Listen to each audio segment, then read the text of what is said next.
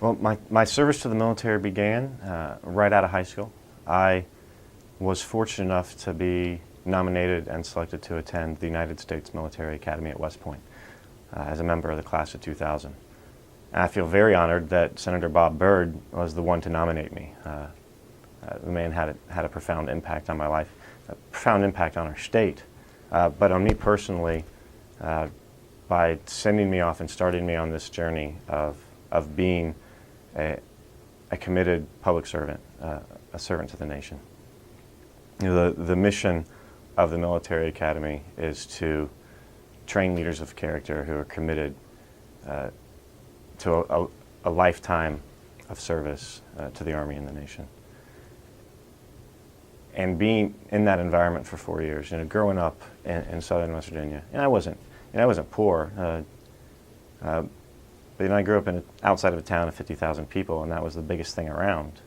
You know, I was a stone's throw away from coal fields. I was a stone's throw away of friends who lived out in hollers. And to be able to go to a place like West Point was a phenomenal opportunity. After which, you know, I served for 5 years as an officer in the United States Army on active duty. And during that time, I got to be a platoon leader for, you know, 3 years. I led 2 different platoons, a tank platoon and then an infantry mortar platoon. I took my mortar guys to Iraq with me. I took my tank platoon to Kuwait for 6 months. Being able to lead and interact with America's soldiers was the best job I will probably ever have. To lead 30 men in combat, it's a hard experience to describe, to see them achieve things, to see them acting courageously, to see them making hard decisions on the battlefield about how to interact with prisoners and how to interact with Iraqi police, and know that, you know, I had, you know, put the right guys in the right jobs so that they could succeed.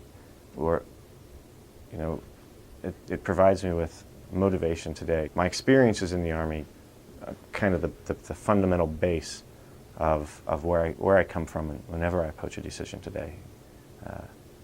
You know, the cadet honor code at West Point: a cadet will not lie, cheat, or steal, nor tolerate those who do. You can't get any more simple than that when you think about what it means to have integrity. You take responsibility for your actions, and you hold other people to account for their actions as well. You don't let other people get by. It's a high standard that we don't meet all the time, but you always have to strive to. And that's why I do what I do today. I see things. It's what pushed me to come to the Kennedy School and MIT Sloan as well. And really ultimately to get involved in clean energy, because I think it's a solution to a lot of the injustices that we see in the world today.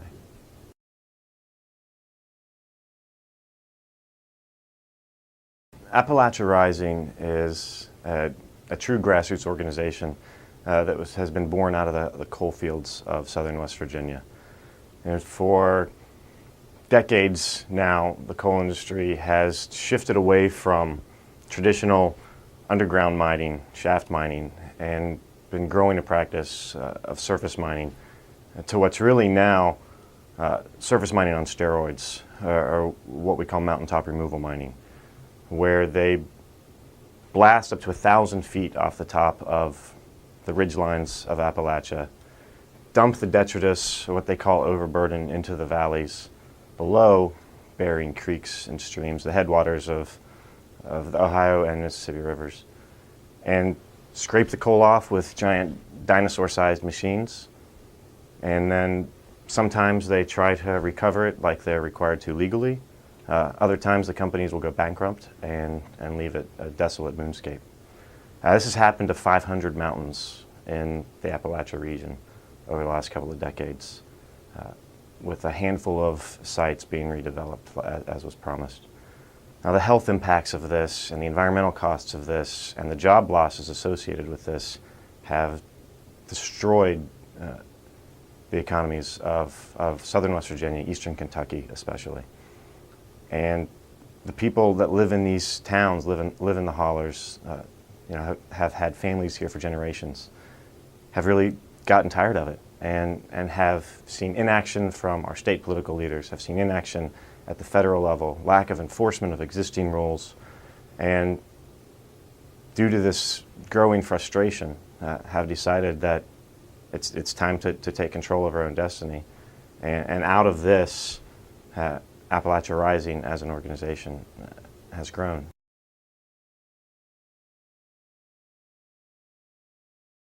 It kind of sprung up out of one project in the Coal River in West Virginia. There's a coal along Coal River. It's very appropriately named. One of the mountains above one of the towns was slated to be destroyed, and the local population in the town decided to make a counterproposal to develop a wind farm on top of it. And from this became the Coal River Wind Project, the Coal River Wind Association, to counter what the coal company wanted to do. They formed another group called Coal River Mountain Watch that was slated to just keep an eye on the mountain to see if the coal company was going to begin blasting before that this counterproposal was fully evaluated and understood. And out of Coal River Mountain Watch, it realized that we need to have a broader focus. It's more than just in the Coal River. It's throughout southern West Virginia. It's throughout eastern Kentucky. There's struggles going on in Tennessee. The practice is done in Virginia as well. Those are the 4 states really where mountaintop removal is being practiced.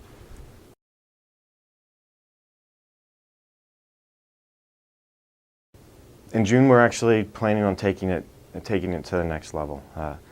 It's not just about the environment anymore, and it's not just about the economy anymore, although those 2 issues are very important and central to what we're doing.